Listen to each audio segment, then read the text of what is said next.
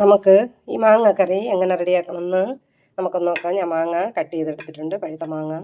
അതിൽ ഒരു 10-15 ചെറിയതുണ്ട് കൊച്ചുള്ളി എടുത്തിട്ടുണ്ട്, തേങ്ങ എടുത്തിട്ടുണ്ട്, ജീരകം എടുത്തിട്ടുണ്ട്, മുളക് പൊടി എടുത്തിട്ടുണ്ട്. ഇത് നമുക്ക് പേസ്റ്റ് പോലെ ഒന്ന് എല്ലാം ചേർത്തൊന്ന് അരച്ചെടുക്കാം. അതിന് മുമ്പേ നമുക്ക് ഈ മാങ്ങ ഒന്ന് എണ്ണയിലിട്ട് വതക്കിയെടുക്കാം.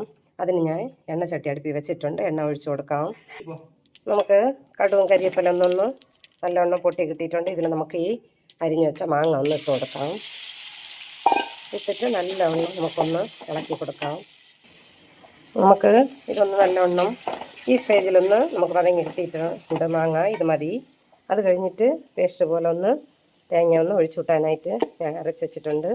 അത് ഒരു ചെറുനാരങ്ങയുടെ വീതം പുളിയെടുത്ത് അതിനെ ഞാൻ കലക്കിയെടുത്തിട്ടുണ്ട്. നമുക്കിതിന് ഇതിൻ്റെ അകത്ത് ഈ അരപ്പിനൊന്ന് ഇട്ട് കൊടുക്കാം. എനിക്ക് ഒരു കൈയുണ്ട്, ഇത് ചെയ്യുമ്പോൾ ഒത്തിരി ബുദ്ധിമുട്ടുണ്ട്. നമുക്ക് ഈ പുളി വെള്ളവും കൂടെ ഒന്ന് ഇതിൻ്റെ അകത്ത് ഒഴിച്ചു കൊടുക്കാം. നമുക്കൊന്ന് ഇതിൻ്റെ ആവശ്യത്തിനുള്ള ഉപ്പ് ഇട്ട് കൊടുക്കാം. ഞാൻ പരലുപ്പാണ് യൂസ് ചെയ്യും അധികമായിട്ട്.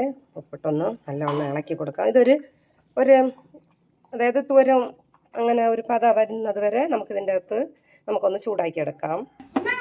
കണ്ട ഈ സ്റ്റേജ് ആകുമ്പോൾ നമുക്ക് അടുപ്പൊന്ന് ഓഫ് ചെയ്ത് കൊടുക്കണം. കാരണം നല്ല വെട്ടി തിളച്ച ഈ കറിയുടെ രുചി അങ്ങ് പോകും. ഇത്രയും മാത്രം അടുപ്പ് ഓഫ് ചെയ്ത്. ഇപ്പോൾ അടിപൊളിയായ മാങ്ങാക്കറി നമുക്ക് ഒഴിച്ചു കൂട്ടാൻ റെഡി ആയിട്ടുണ്ട്. നിങ്ങൾ ഒരിക്കൽ ഇതേപോലെ ഒന്ന് ട്രൈ ചെയ്ത് നോക്കണം.